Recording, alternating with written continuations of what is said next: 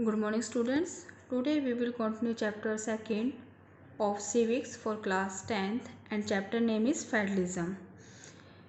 Previous video में हमने decentralisation in India को देखा था कि किस तरह से लोकल इश्यूज जो हैं वो एक विलेज के अंदर या लोकल एरिया के अंदर रेज होते हैं और उनको किस तरह से सेटल किया जाता है लोकल लेवल पर ही। तो इस चीज़ को ध्यान में रख करके भारत में डिसेंट्रलाइजेशन को लाया गया। अब डिसेंट्रलाइजेशन में सबसे मेन स्टेप्स कब लिए गए? 1992 में। 1992 के अंदर कुछ अमेंडमेंट किए गए थे कॉन्स्टिट्यूशन के अंदर, जिसमें कि पंचायती राज को दोबारा से बहुत अच्छी तरह से जो है वो लिया गया कॉन्स्टिट्यूशन में, या उसको एक्सप्लेन किया गया। तो ये जो अमेंडमेंट था इसमें कौन से स्टेप्स लिए गए, चलिए वो देख लेते हैं।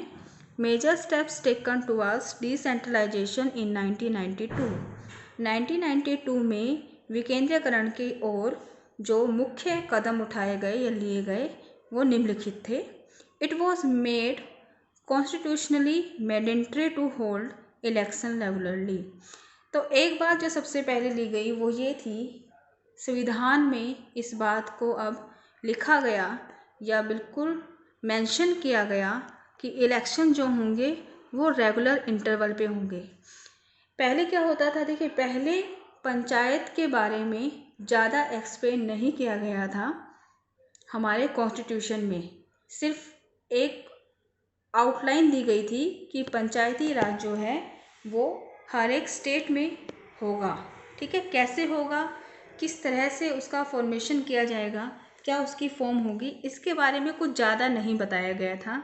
इसीलिए कई गवर्नमेंट आती थी स्टेट के अंदर जो इलेक्शन करवा देती थी, और कई बार ऐसा होता था कि इलेक्शन ढंग से हो ही नहीं पाते थे।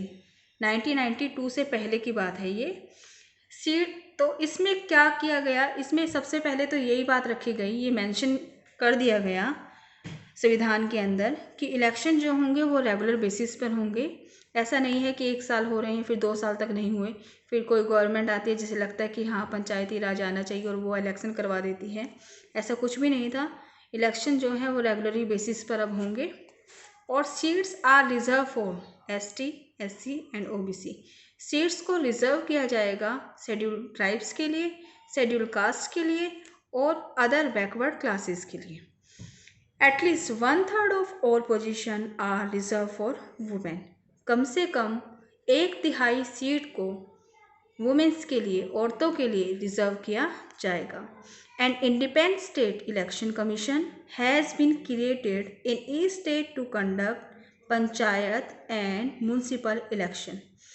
एक इंडिपेंडेंट स्टेट इलेक्शन कमीशन गठित किया जाएगा। देखिए अभी तक इलेक्शन कमीशन जो होता था वो सेंटर के अंदर यानी कि लोकसभा के जो चुनाव होते थे उन्हें देख लेता था, स्टेट में जो गवर्नमेंट बन के आ रही है उनके चुनाव को देख लेता था।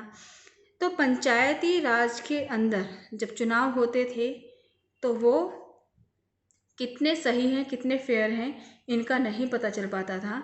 लेकिन अब जो स्टेट इलेक्शन कमीशन बन के आ रहा था उससे क्या होने लगा, वो इसीलिए था कि स्टेट के जो लोकल लेवल के चुनाव हैं जैसे कि पंचायत और म्यूनसिपल इलेक्शन जो हैं वो भी फेयर रहे, ठीक है, उसमें भी किसी तरह का डिस्क्रिमिनेशन देखने को ना मिले। State government are required to share some powers and revenues with local government body. अब देखो स्टेट गवर्नमेंट को कहा गया कि वो अपने कुछ powers as well as revenue, अब किसी भी अगर संगठन को चलाना है तो सबसे पहली ज़रूरत होती है फंड यानी कि पैसे। विदाउट मनी हम उसको काम को क्या है रेगुलेट नहीं कर सकते। तो इस लोकल गवर्नमेंट बॉडी के काम को चलाने के लिए रिवेन्यूज़ जो हैं वो स्टेट गवर्नमेंट की ओर से दिए जाएंगे और कुछ पावर्स भी उन्हें दी गई। उसके बाद आते हैं rural and urban local government की बात कर लेते हैं हम लोग कि रूरल और अर्बन लोकल गवर्नमेंट के अंदर किस तरह से जो है आगे उनके अंदर अलग अलग तरह की बंटवारे किए गए, उनका वर्गीकरण किया गया। तो रूरल लोकल गवर्नमेंट के बारे में जब हमारे संविधान में बताया गया तो वो 73 कॉन्स्टिट्यूशन अमेंडमेंट के द्वारा बताया गया।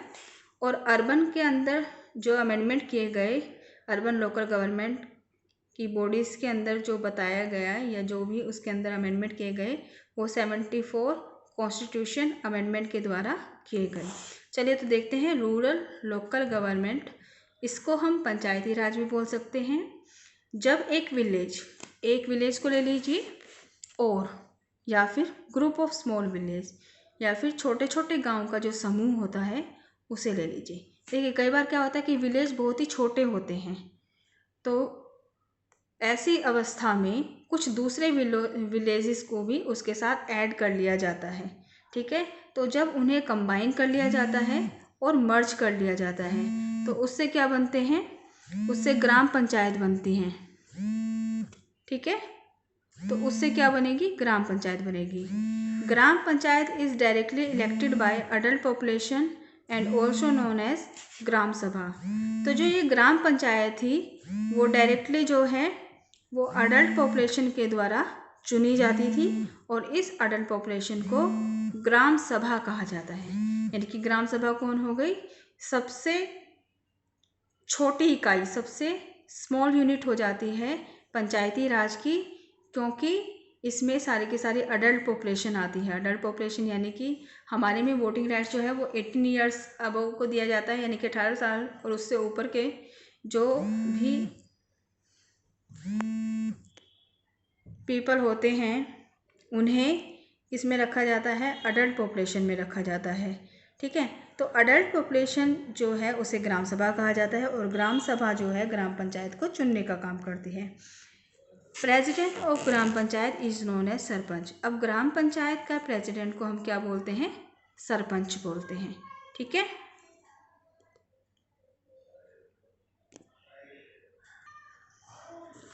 अब देखिए ये है एक छोटा सा, इसमें जो ग्राम पंचायत है, ये ग्राम पंचायत जो है एक गांव भी हो सकता है और गांव के समूह भी हो सकते हैं। तो ग्राम पंचायत जो है एक गांव या गांव के समूह को हम लोग ग्राम पंचायत में काउंट करते हैं। ग्राम सभा यानी कि अडल्ट पॉपुलेशन जो है इसको इलेक्ट करती है और elect president of gram panchayat, और ग्राम पंचायत के प्रेसिडेंट को हम लोग पंच या फिर सरपंच कहते हैं। अब ये देखिए आगे जो पंचायत समिति होती है, ठीक है, पंचायत समिति कैसे बनती है, जब बहुत सारी ग्राम पंचायतें आपस में मिल जाती हैं, चाहे वो एक विलेज की ग्राम पंचायत हो, चाहे बहुत सारे विलेजेस को मिलाकर के ग्राम पंचायत बनी हो। जब ये ग्राम पंचायत आपस में मिलती है तो उसको हम पंचायत समिति बोलते हैं, ब्लॉक भी बोल सकते हैं और मंडल भी बोल सकते हैं। ठीक है, सरपंच जो अलग अलग ग्राम पंचायत, जैसे इस ग्राम पंचायत का सरपंच, इस ग्राम पंचायत का सरपंच, सभी ग्राम पंचायत के जो सरपंच हैं वो क्या इलेक्ट करते हैं, मेंबर ऑफ पंचायत समिति। पंचायत समिति के लीडर्स को, पंचायत समिति के मेंबर्स को वो लोग इलेक्ट करते हैं। अब उसके बाद जो नेक्स्ट हमारा टर्म बनता है उसको जिला परिषद बोलते हैं। अब जो ये पंचायत समिति आई, जैसे कि बहुत सारे गाँव की पंचायत समिति एक हो गई, फिर बहुत सारे गाँव की पंचायत समिति एक हो गई, तो इस तरह से जितने उस स्टेट के अंदर गाँव हैं उन सब की पंचायत समिति मिल जाती है जब आपस में, तो उससे क्या बनती है, जिला परिषद बनती है। अब जो मेंबर्स ऑफ पंचायत समिति हैं, जैसे कि एक पंचायत समिति के मेंबर सभी, इसी तरह से बहुत सारी पंचायत समिति निकल के आती है, उन सभी के जो मेंबर्स होते हैं वो मिल करके मेंबर ऑफ जिला परिषद को चुनते हैं। अब जिला परिषद के हेड को जिला परिषद चेयरपर्सन कहा जाता है। ये एक तरह का पॉलिटिकल हेड है। पॉलिटिकल हेड का मतलब कि लोगों के द्वारा चुना गया है। पॉलिटिकल हेड मतलब लोगों के द्वारा चुना हुआ, तो इसका मतलब ये है जब लोगों के द्वारा चुना जाता है तो उसको हम पॉलिटिकल हेड कहते हैं।